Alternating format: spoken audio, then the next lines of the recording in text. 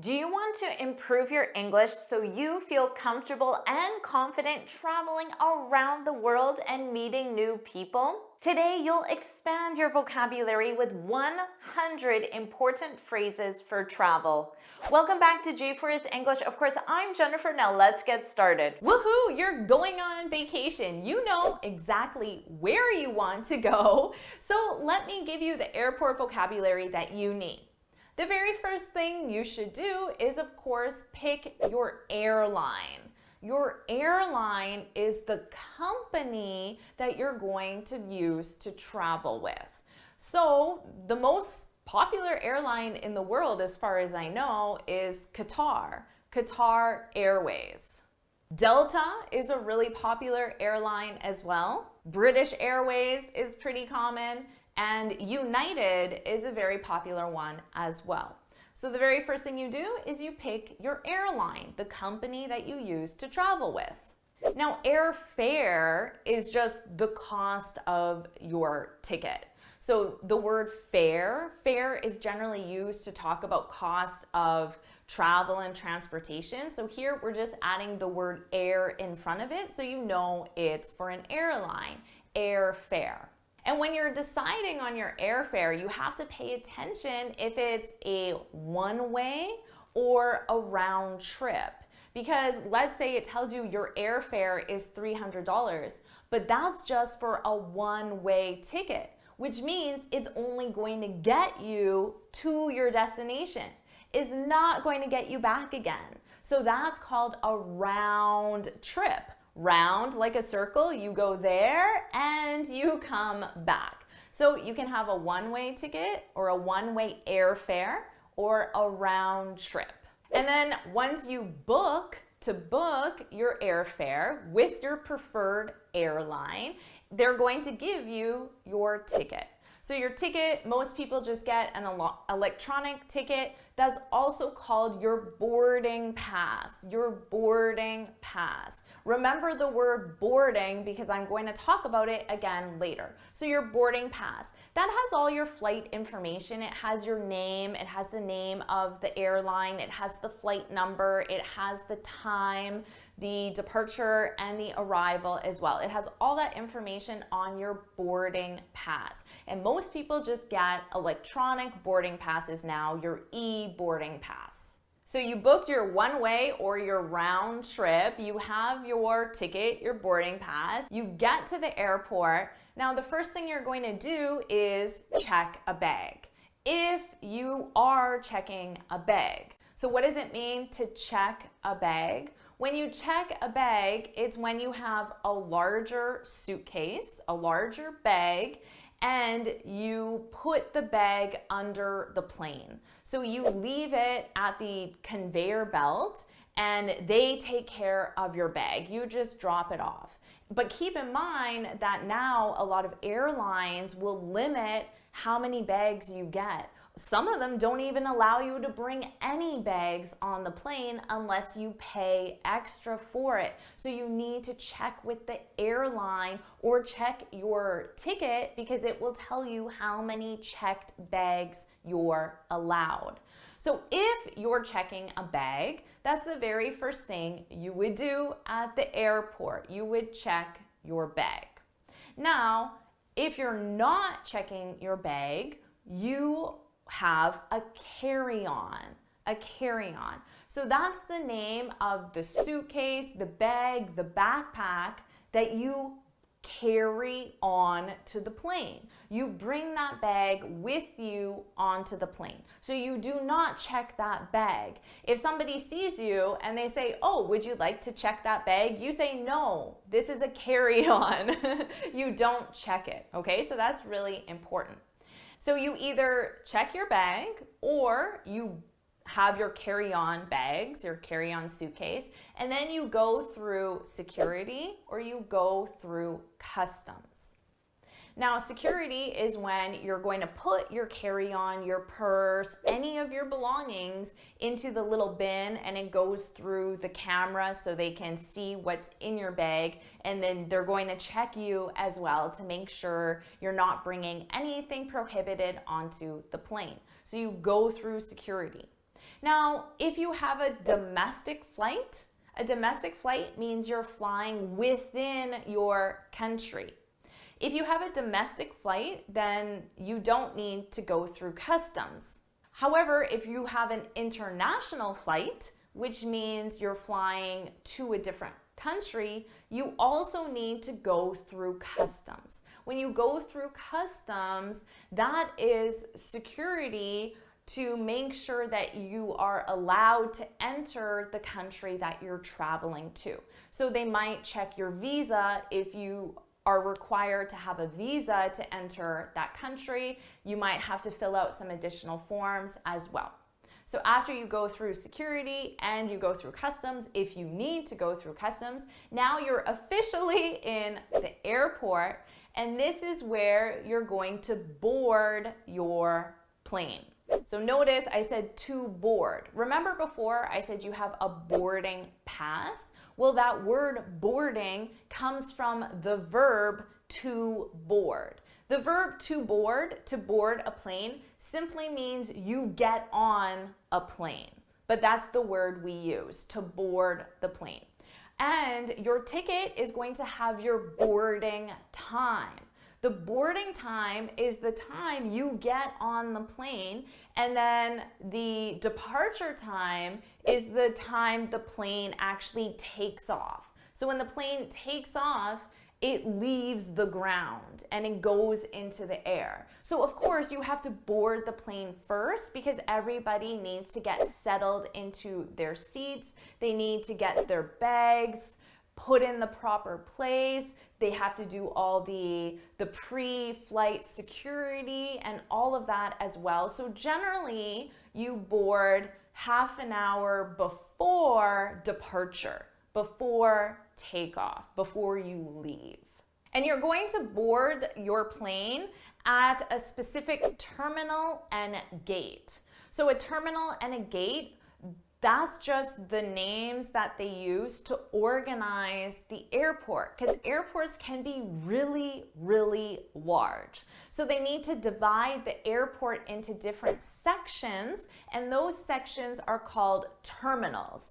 Generally, they're A, B, C, but it's possible they could be 1, 2, 3. Terminal A, Terminal B, Terminal C. And then within each terminal, there are different gates. The gate is specific to the flight that you are boarding. So if you're boarding flight 304, that's going to leave at Terminal A, gate 24. So first you get to Terminal A, then you'll see all the different gates, and you have to find the right gate, the right waiting room. You can think of the gate just as the office number, the waiting room to board the flight. And then you're just gonna sit at your gate and you're going to wait for the boarding call. The boarding call is when they're going to invite the passengers to board the plane. Now, the worst thing that can happen is that your flight is delayed. To be delayed. This is an expression you should absolutely add to your vocabulary because there's a 50% chance or higher that your flight is going to be delayed. And when your flight is delayed, it just means it's late. It's late. It's not leaving on time. So if your flight was supposed to leave at 3 o'clock and there's a half an hour delay, that means it's not leaving until 3:30. So you don't want that to happen, but most likely it will. Your flight will be delayed. Now, another possibility is that you have a layover or a stopover. They're the exact same thing. There are just two different words to describe them. Layover, stopover. This is when you're going from destination A to destination B. This is your final destination, but you need to go to somewhere else before you arrive at your final destination. It could be to pick up other passengers, to drop off other passengers, to refuel. There could be many different reasons why you need to go to another destination first. If you do that, it's called a layover or a stopover. If you don't do that, it's called a direct flight. When you go from point A to point B without stopping, it's called a direct flight. So your best scenario is that you have a direct flight without any delays. Wouldn't that just be awesome? It doesn't happen very often, but when it does, it's perfect. A direct flight without any delays, and you have a carry-on bag, not a checked bag, so you can easily get on and off the flight. That is the ideal scenario. One more thing I want to share with you before you go, and this is where you sit on the plane.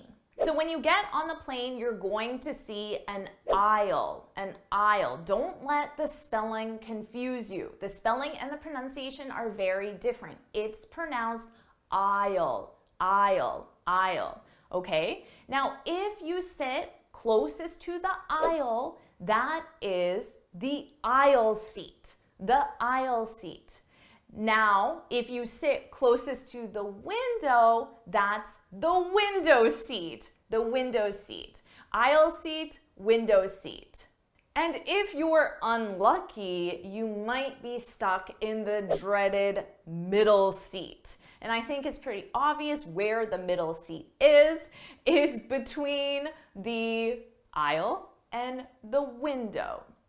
So what about you? Where's your favorite seat? Do you prefer the aisle seat or the window seat? As for me, I prefer the aisle seat because if I'm in a window, I feel a little claustrophobic, to be honest. I like the ability of the aisle seat to just get up if I need to without having to disturb anyone else. So I always request an aisle seat. Are you enjoying this lesson? If you are, then I want to tell you about the Finally Fluent Academy. This is my premium training program where we study native English speakers from TV, movies, YouTube, and the news so you can improve your listening skills of fast English, expand your vocabulary with natural expressions, and learn advanced grammar easily. Plus, you'll have me as your personal coach. You can look in the description for the link to learn more, or you can go to my website and click on Finally Fluent Academy. Now let's continue with our lesson. Now that you have all the airport vocabulary, let's move on and learn phrases you can use when you're in North America. And of course, you can use these phrases anytime that you're a tourist or speaking in English. Let's start with greetings. Now, as a tourist, you're going to be using these greetings when you go to stores, restaurants, or interact with service providers, like when you rent a car or book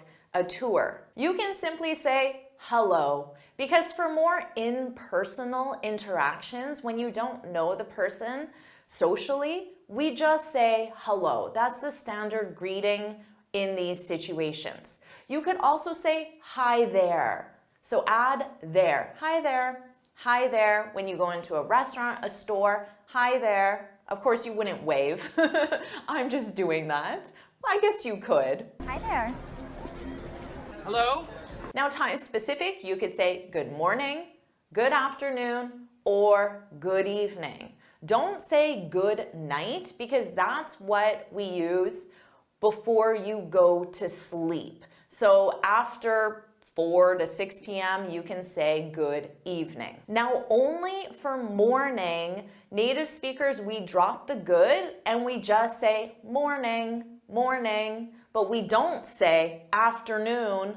You always say good afternoon, good evening, but you can simply say morning, morning. Now, after your greeting, you can state your reason for your visit. So if you're at a restaurant, you can say, hi there, we have a reservation under Forrest. Usually the reservations are made under your last name for 7 p.m. You could include the time, but you don't need to because the reservation will have the time. Or you could approach a booth and say, good morning, could you please tell me when the next ferry to Staten Island comes. Notice how I use could you please? That's to sound more polite.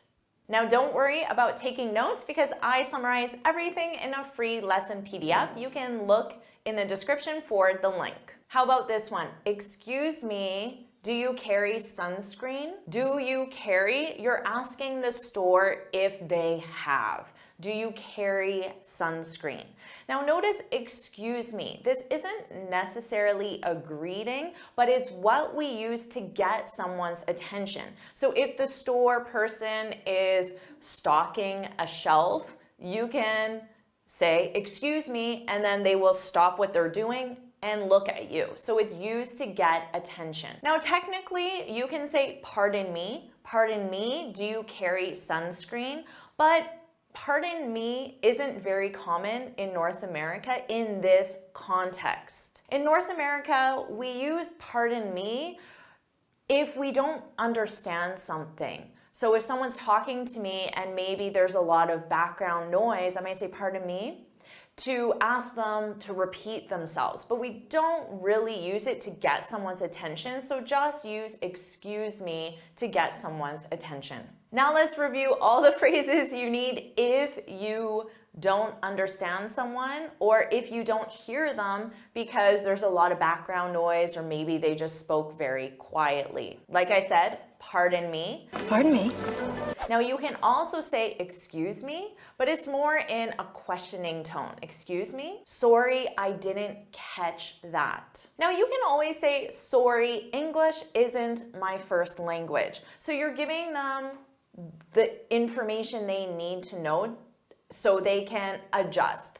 Because if you tell a native speaker, oh, sorry, English isn't my first language, they'll naturally just try to speak slower or louder or in a different way to help you understand. And don't be afraid to say, can you repeat that slower, please? The person will not be offended or upset if you say that, so don't be afraid to use it. Or you can say, sorry, I'm not sure what means.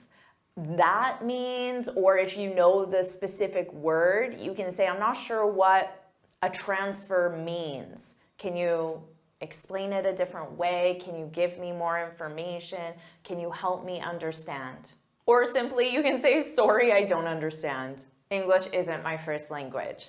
And they will naturally know they need to speak slower, louder, or explain it a different way. Can you repeat that, please? I'm sorry, I didn't catch that. As a tourist, you're going to be spending money at stores. So let's talk about the phrases you need. When you go into a store or when you take all of your items to checkout when you're ready to pay, you can just say, hi there, or any of the other greetings. Now, previously, the stores would ask you cash or credit, but this isn't common in North America today. It's assumed you're going to pay with a credit card. So they generally don't ask you about the payment method. They will probably just point at the machine and then you can tap your card. Cash or credit? Now there are some street vendors. A street vendor would be a small shop or something that isn't a physical store.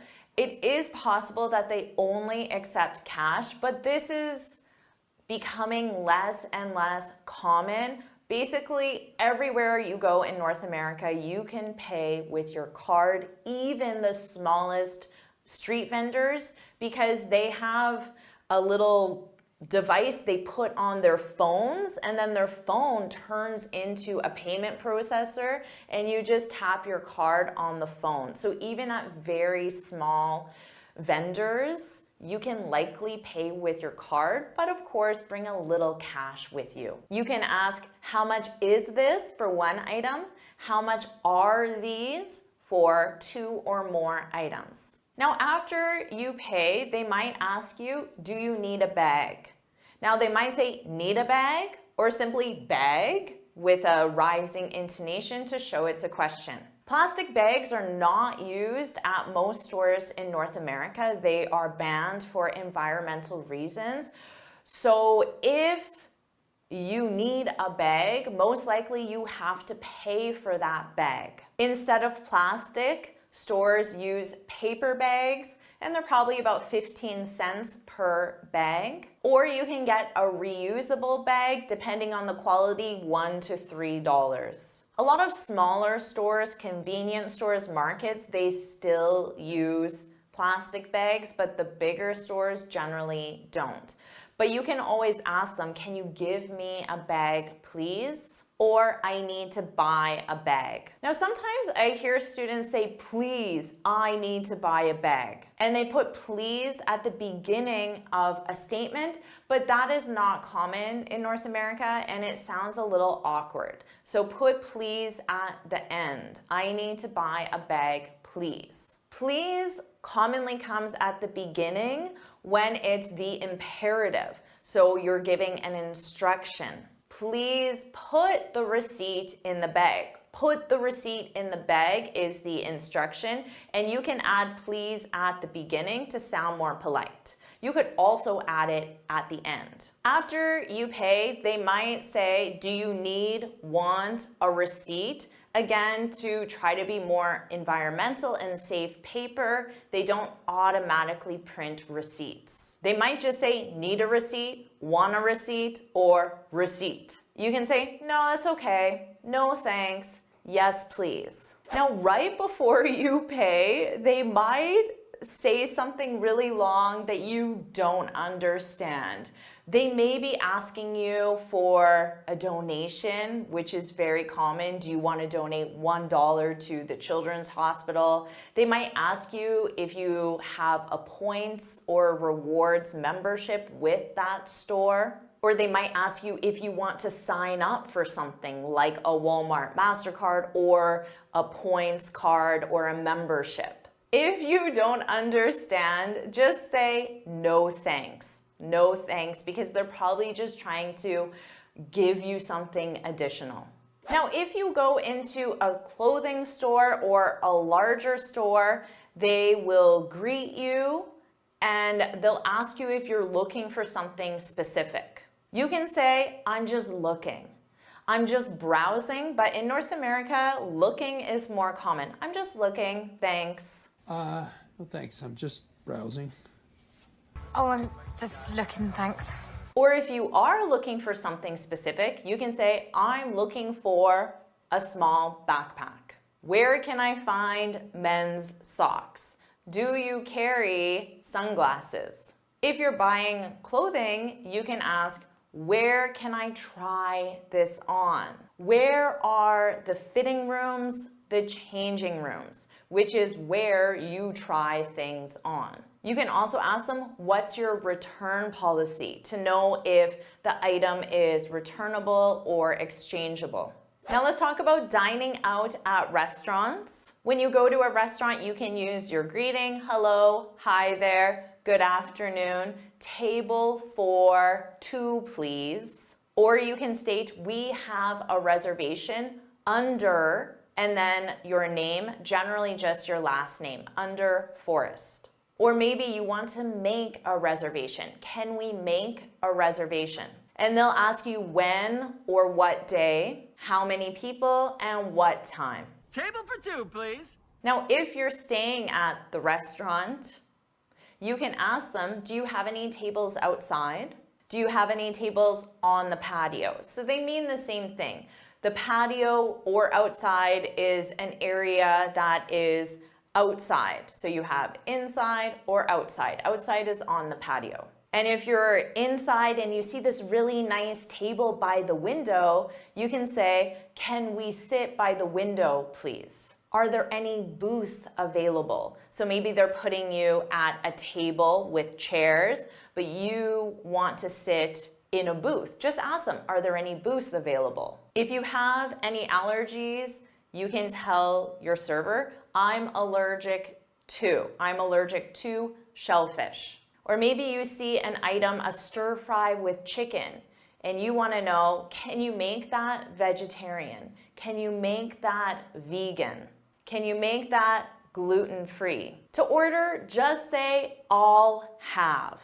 I'll have the stir fry with shrimp, please. Alternatively, I'd like the stir fry with shrimp, please, but I'll have is way more common. Now you may want to modify your order. I'll have the stir fry with shrimp, please, but no onions. Hold the onions without onions. They all mean the same thing. Can you add pickles? So if you want something additional, can you add pickles? Can you make it extra spicy? This is something my husband asks every time. Can you make it extra spicy? Can you put the sauce on the side? So maybe if they put a sauce over top, can you put it on the side? Sauce on the side again, please. Just know that modifying your orders is extremely common and accepted in North America. So don't be shy. If you want something specific, just ask, they will do it for you.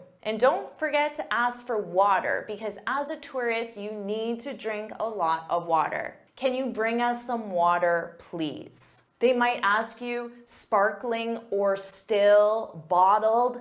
Just say tap water. Tap water is fine. Sometimes the restaurants try to sound more fancy and say house water, but it's the water that comes out of the tap, which is drinkable in all of North America. So if you don't want to pay for water, just say tap water is fine. And know that water is free everywhere you go in North America. You can go into any place and ask for water for free. You might ask them, where are the bathrooms or restrooms? Either word choice is fine. Where are the bathrooms? Where are the restrooms? Just don't say where are the toilets, because we don't use that word for restaurants. Now, if you had a big meal and you didn't finish it all, you can say, can I have a to-go box, please? And they'll bring you a box and you put your leftovers and then you take it with you. Can I have a to-go box, please? Or you can say, can you wrap this up? So they will take your food, put it in a to-go box and bring it back to you. Can you wrap this up? Can you pack this up? They mean the same thing. If they try to offer you dessert or coffee and you don't want it, say just the check, please. You can say check or bill. Just the check, please. Just the bill, please. Can you bring me the check or bill, please? Or you can simply ask, where do I pay? Just the check, please. Where do I pay? It's $25, right? In North America, tips, gratuity, are rarely added to the bill automatically. So it's your choice to leave it when you pay. There'll be an option on the machine. It's not required, but it is highly expected. And a 10 to 20% tip, depending on the formality of the restaurant and the level of service, is expected. But again, it isn't required. Now, at any restaurant, cafe, or store, you can ask them, do you have Wi-Fi? Or is there Wi-Fi here? And if you know there's Wi-Fi because there's a sign, you can ask them, what's the Wi-Fi password? Now, sometimes the Wi-Fi passwords are just random letters or numbers, and maybe you didn't hear it, you couldn't understand it. You can just give them your phone. Can you put it in for me, please? Can you write it down, please? Can you repeat that slowly, please? Now let's talk about getting around, so how you move from one location to another. You don't really need to know how to ask for directions anymore because your phone has GPS and will tell you exactly where to go. But let me share some common phrases with you. Excuse me, do you know how to get to the Empire State Building? Excuse me, which way is Central Park? Excuse me, does this train go to Central Park? Excuse me, which train will take me to Central Park? And notice I used excuse me for all of them because that is the most common standard in North America to get someone's attention. You could also say, excuse me, do you mind taking our photo? Because that is the one thing that people still ask other people for. Not directions anymore, but excuse me, do you mind? Do you mind taking, with that ing, do you mind taking our photo? Excuse me, could you please take our picture? So you can say photo or picture interchangeably. And as a final tip, before you pack your bags and head to North America, just remember that North America is incredibly diverse, and we interact with non-native English speakers every single day. Every time we leave the house, we go to stores, restaurants, our work environments, our social environments, we interact with non-native English speakers. North Americans in general are friendly, open, and accepting. So don't feel any bit of nervousness or shyness because you have an accent or make grammar mistakes. It will not impact your experience as a tourist. But of course, you do need to be able to communicate in a way that a native speaker understands. And all of these phrases will help you do just that. Now, of course, when you're traveling or interacting with native speakers, you need to understand fast-speaking natives. And the best way to do that is by listening to fast English and getting comfortable with fast English. What do you mean she can't make it? Did you hear what I just said? What do you mean she can't make it? I said, what do you mean she can't make it? But of course, I didn't say it like that. I said, what do you mean she can't make it? Notice how I said, what do you? What do ya? What do ya? What do you mean? What do you mean? This is called connected speech, and native speakers love connecting their speech. But of course, this makes it difficult for you to understand us. So let me share the most common connected phrases that you need to know. The first one, of course, what do ya? What do ya? What do you mean? What are you doing? What do you want? How do you know she can't make it? Did you catch this one? How do you? How do ya? How do ya? How do you know? What you doing this weekend? Did you get this one? What are you becomes what ya? What ya? What ya? What you doing this weekend? So make it your goal to learn these connected phrases, but for now, focus on the top 3 you need to know. What do ya? How do ya? And what ya? How about this one? How are you going to get to the mall? How are ya? That's a connected phrase. How are you? How are ya? How are ya? Gonna. Now this is a reduction. We take 2 words, going to, and we reduce it into one, gonna. These are informal. They're very casual, but they're frequently used in spoken English. I gotta go. I'm sure you know this one. Got to sounds like gotta. I gotta go. Give me a break. Gimme, gimme, give me a break. Give me sounds like gimme. I don't know. I don't know. Don't know as a reduction. I don't know. I want to go to the movies. Want to becomes wanna. Start with these and pay attention and keep adding more reductions to your speech. We'll be there at 5. We'll be there at 5. We will be there at 5. We'll be there. Will. This is a contraction. We take 2 separate words and we form one word. The thing you need to know about contractions is that they are grammatically correct. You can use them in your spoken English and your writing, and although they do sound more casual, they are grammatically correct. I would never say it is a hot day. I would say it's a hot day. It's a hot day. I would not say she is my friend. I would say she's my friend. She's my friend. Now, because of this, students might not get the verb because it's in a contraction. You must learn contractions if you want to understand native speakers. Let's start with the most common. It is, its. There is, theirs. I have, I've. You are, your. Should not, shouldn't. Will not, won't. Start with these and keep adding contractions to your speech. It will help you understand native speakers. Let's try that listening exercise from the beginning again. What do you mean you can't make it? What do you mean you can't make it? I'm sure you already understand this a lot more because you now understand the connected speech. But did you also know I said make it, make it?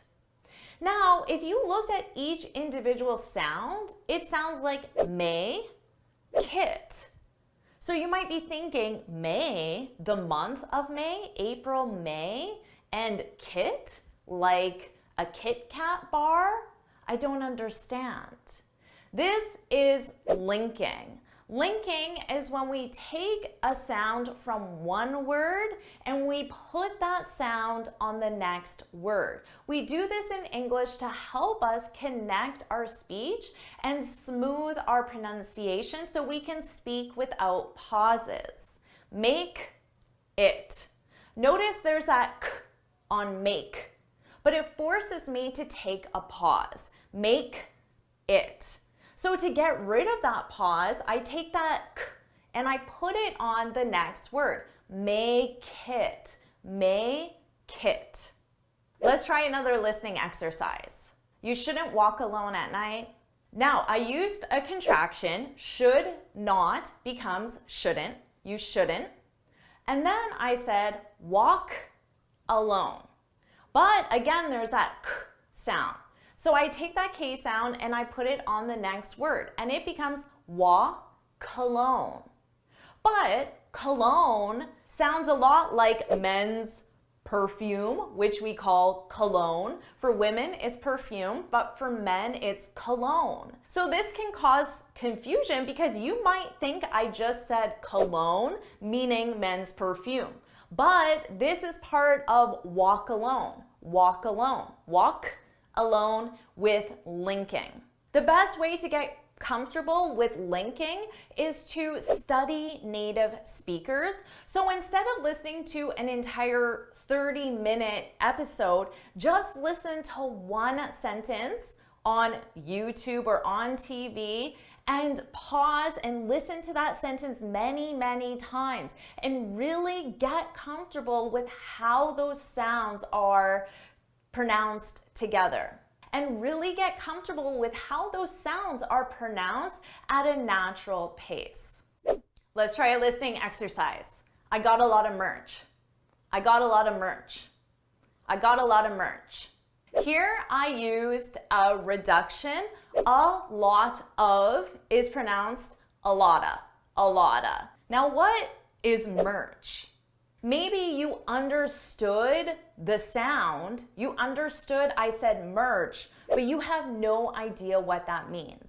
That's because native speakers, we shorten words all the time for no reason.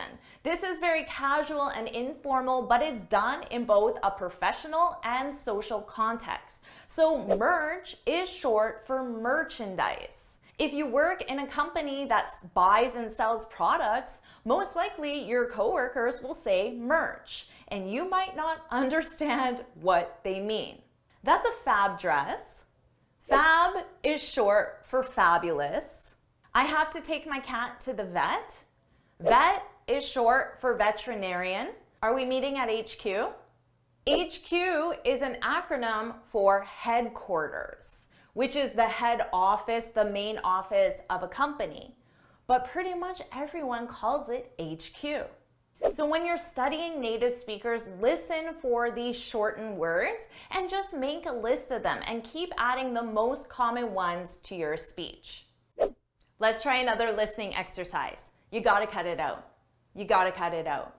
I used a reduction, got to, gotta, you gotta. Cut it out, cut it out, cut it out. Now maybe you heard the what and you're thinking, what does Jennifer have to cut out? Does she have to cut something out? But no, because this is an idiom. So to understand native speakers, you have to learn phrasal verbs, idioms, and expressions because we use them all the time. Take a look at this article from Forbes magazine. Now, everything I have underlined is either a phrasal verb, an idiom, or an expression. And they don't have literal meanings. So maybe you understood the word cut, but that doesn't help you understand my message because it doesn't have a literal meaning. Now, there are hundreds and hundreds of phrasal verbs, idioms, and expressions, but don't worry because I have many video tutorials on my channel already. So make it your goal to add one a day, one phrasal verb, idiom, or expression a day, and that will be 365 in 1 year. And by expanding your vocabulary with these phrasal verbs, idioms, and expressions, it will really help you understand native speakers. Let's keep going, and now you'll add those important phrasal verbs, idioms, and expressions to your speech. And you'll do that by reading a news article together. Now, keeping with our travel theme, this article is on the 7 wonders of the world. So as you're learning and improving your English, you're also inspired for the future places you want to visit. First, I'll read the headline. The new 7 wonders of the world go beyond the bucket list. And here we have the 7 wonders. Have you seen any of these wonders? I have only seen 1 out of the 7. My husband has seen 2 out of the 7. What about you? Share your number in the comments, even if it's 0 out of 7. That's okay too. Share that in the comments. And maybe someone has seen 7 out of 7. That would be amazing. Okay, so let's review our headline. The new 7 wonders of the world go beyond the bucket list. Do you know what a bucket list is? A bucket list is a list of things you want to do before you die, because a very casual way to say that someone died is to say they kicked the bucket. So that's where this bucket list comes from. So you might see a bucket list that says write a book. You want to do that before you die. See the 7 wonders of the world. That could be on your bucket list. Travel is on a lot of people's bucket list. So that's what they mean by bucket list. So let's see how we can go beyond, do more than the standard see the 7 wonders. These wonders are so much more than just snappable. Snappable. Do you know where this comes from? Snap is when you take a picture, you snap. That would be the noise that the camera makes. Snap a picture. So snappable is the concept of just seeing the Colosseum, snapping a picture, taking a picture, and that's it. That's all you do at the Colosseum. So this article is saying you can do so much more than just take a picture. They're bursting with incredible things to do. Here, burst with is another way of saying filled with or packed with. And both of these mean to have a large amount of. And in this case, it's of incredible things to do. Now, the verb to burst is when something suddenly opens or breaks or explodes. For example, if you're filling a balloon with water, it will fill, but at some point, if you keep filling it, it will burst. It will explode, open, break. It will burst. So that's what they're saying here. They're bursting, exploding with incredible things to do. So let's review all these incredible things, and we're going to learn one specific thing with each wonder. So number 1, do more at the Great Wall of China. Outdoorsy types. An outdoorsy type is a type of person who really likes being outside in nature, but in a very rugged way. They like going camping. They like sleeping in a tent. They like being outside for multiple days or nights. So what about you? Are you an outdoorsy type? You can say, I'm outdoorsy. Or you can say, I'm not outdoorsy, because the opposite of outdoors is indoors. But to me, I'm indoorsy isn't really an expression that I'm familiar with. So I would just use it in the negative. Oh, I'm not outdoorsy. Now, this one actually describes me. I'm not outdoorsy. Although I love going hiking, I love going for walks, I love being outside.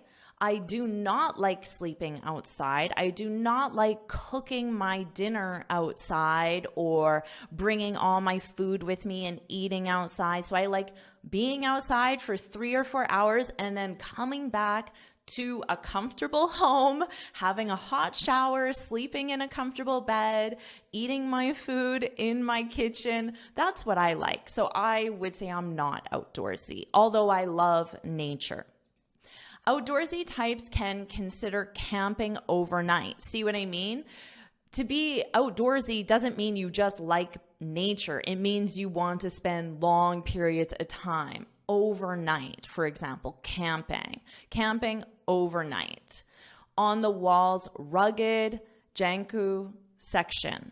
Now, rugged means that it is not overly comfortable. It's not perfect. So if you're on a trail, if you're going for a walk and you describe it as rugged, it means that there are a lot of rocks or a lot of holes compared to just walking on pavement, which is perfect, completely flat. So you could say, oh, the roads in my city are very rugged, or be careful when you drive to the beach because it's a rugged drive. So you can use that as an adjective. Number 2, explore Petra a little differently. Ditch traditional accommodation and try an overnight tour to experience the city bathed in a sunset glow. Okay, first let's talk about ditch traditional accommodation. When you ditch something, it means that you avoid it or ignore it. So you have your traditional accommodation, which would be a hotel. That's where most people stay. That's traditional. Now, if you ditch that, if you avoid it, then what would you do? Well, maybe like in our last one, camping, for example, would be non-traditional. So here they're saying an overnight tour. So again, most likely this would appeal to outdoorsy people, and perhaps you stay in a tent overnight. So you ditch traditional accommodation. Now, I certainly hope you won't ditch my next lesson, because if you ditch it, it means you ignore it. So you see my lesson and you don't watch it, so you ditch it, you ignore it. So put in the comments, I won't ditch it, it being my next lesson. I won't ditch it, Jennifer, because I definitely don't want you to ditch it. I promise it will be good. All right, so put that in the comments. So here, I just want to point out, notice my pronunciation, bathed, because the noun is bath, bath. For example, I took a bath. That's the noun, but the verb is bathe. I bathed. But it's far more common to use the noun and say I took a bath, not I bathed. But in this case, they're saying experience the city bathed in a sunset glow. So it means the sunset glow surrounds the entire city, just like if you are in a bath, the water surrounds you. So it's a very poetic way of saying that. Number 3, take the path less traveled at Machu Picchu. Why not skip the tour bus and walk the Inca Trail instead?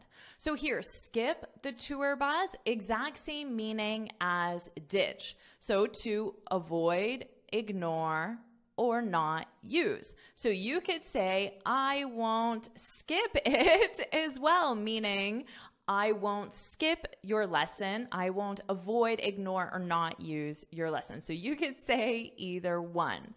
So that is skip. So you could say here, skip traditional accommodation. Why not ditch the tour bus and you can change them? Why not skip the tour bus and walk the Inca Trail instead? And this is exactly what my husband did because he is far more outdoorsy. He went with 2 of his male friends because I didn't want to spend 3 days or 4 nights outside doing this. Although from his experience, it seems like I missed it because it sounds incredible. So he did this exact same thing. On this multi-day hike, you'll explore the jungle, spot local wildlife, and pass by less visited ruins. So if you spot local wildlife, it means you see it, but you're intentionally looking for it. So you're looking in the trees. Oh, look, I spotted a monkey. I spotted a parrot, or whatever the local life may be. To be honest, I don't remember my husband mentioning any local wildlife, so maybe he didn't spot any. Number 4, wake up early for Chichen Itza. I hope I'm pronouncing these correctly. A sunrise tour is a spectacular way to experience these ancient pyramids. Spectacular means very good, great, excellent, spectacular. So it's a nice adjective to have in your vocabulary, especially when you want to describe scenery or nature, but you could also use it to describe a performance. That movie was spectacular. Jennifer, your lesson was spectacular. Oh, thank you. Thank you so much. So especially or very great. Not an early bird. So notice the question mark, not an early bird if you're not an early bird. So an early bird is someone who likes getting up early. So if you are not an early bird, it means you wouldn't want to go on this sunrise tour. Now, do you know what the opposite of an early bird is? So someone who really likes staying up late at night. Do you know what that is? That person would be a night owl. So what about you? You can say, I'm an early bird if you really like waking up early, or I'm a night owl if you really like staying up late at night. So share your answer in the comments. And do you know what my preference is? What do you think? Do you think I'm an early bird or a night owl? I am definitely an early bird. I love waking up early and enjoying the mornings. Catch the evening light and sound spectacular. Okay, so this is if you're not an early bird. So you don't want to do this sunrise tour because you're not an early bird. What can you do? You can catch the evening light and sound spectacular.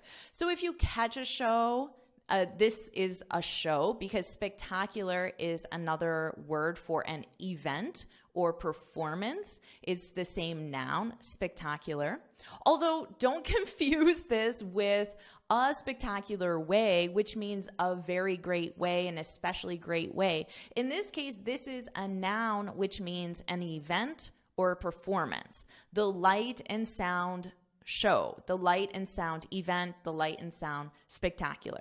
And when you catch a show, it means you simply go to the show. So not an early bird, catch the evening light and sound spectacular, where pyrotechnics, this is just a word that means fireworks and other explosives. I guess it's just a broader category and includes fireworks and other things. But this is not very common. It would mainly just be where fireworks light up the pyramids. Light up means it causes it to be light. It illuminates, light up the pyramids. That sounds pretty awesome. Let's continue. Number 5, get the Colosseum all to yourself. So this is the one wonder that I've seen, and this is the second wonder that my husband has seen because we went together. But I did not get the Colosseum all to myself. I was on a tour and there were many people there. Dig a little deeper, quite literally, into the Colosseum's history when you visit its secret underground chambers. Ooh, I did not know there were secret underground chambers, and my tour guide did not mention secret underground chambers either. So dig a little deeper. Notice how they say quite literally. Literally means you literally dig and you go deeper. But to dig deeper is an expression which means you do more research, more investigation to try to find additional information. So let's say you're trying to research a topic and you find some information and your classmate, your professor says, that's great, but you need to dig a little deeper. You need to find more information. So clearly, I should have dug a little deeper. I should have done more research into the Colosseum because I had no idea there were secret underground chambers. Let's move on to number 6, wake up with the Taj Mahal. So this sounds like it will appeal to early birds, but maybe not to night owls. An early morning guided tour ensures you'll see the Taj Mahal while its grounds are near empty. So again, the purpose here is to wake up early so you can avoid, you can ditch the crowds, you can skip the crowds. So wake up with the Taj Mahal. So I understand this is something you do early in the morning. And if it's near empty, they're adding near to say it's not going to be 100% empty. But what's near empty? 10%, 20% empty. So that implies that 80% of the regular crowd won't be there. So it will be near empty. Now here, if you don't know this expression, it's very important for tourism purposes, a guided tour. A guided tour is a tour that you do with a tour guide. So not on your own, you're with a tour guide. And usually you can skip lines or see certain things that you normally wouldn't be able to do. And finally, number 7, see Christ the Redeemer from a new perspective. For a different but equally impressive view of the statue.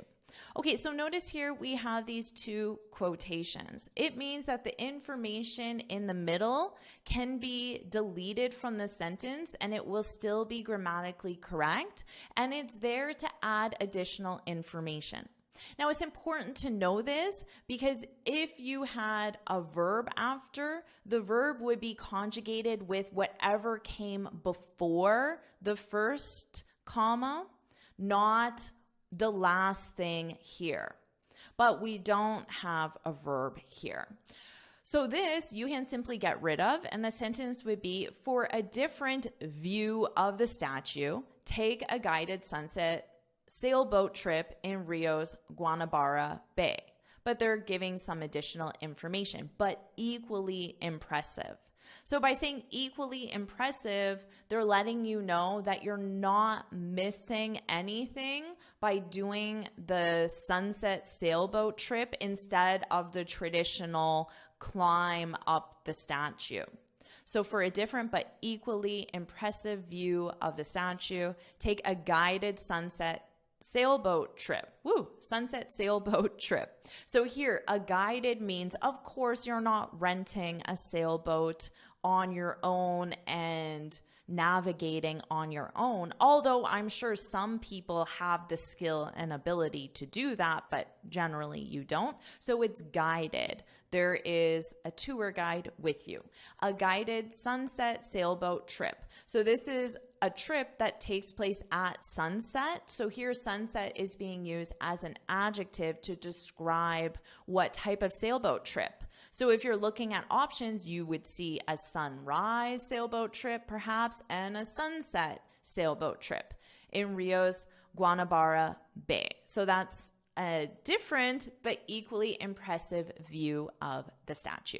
And that's the end of the article. So what I'll do now is I'll read the article from start to finish, and this time you can focus on my pronunciation. So let's do that now. The new 7 wonders of the world go beyond the bucket list. These wonders are so much more than just snappable. They're bursting with incredible things to do. Number 1, do more at the Great Wall of China. Outdoorsy types can consider camping overnight on the wall's rugged Jiankou section. Number 2, explore Petra a little differently. Ditch traditional accommodation and try an overnight tour to experience the city bathed in a sunset glow. Number 3, take the path less traveled at Machu Picchu. Why not skip the tour bus and walk the Inca Trail instead?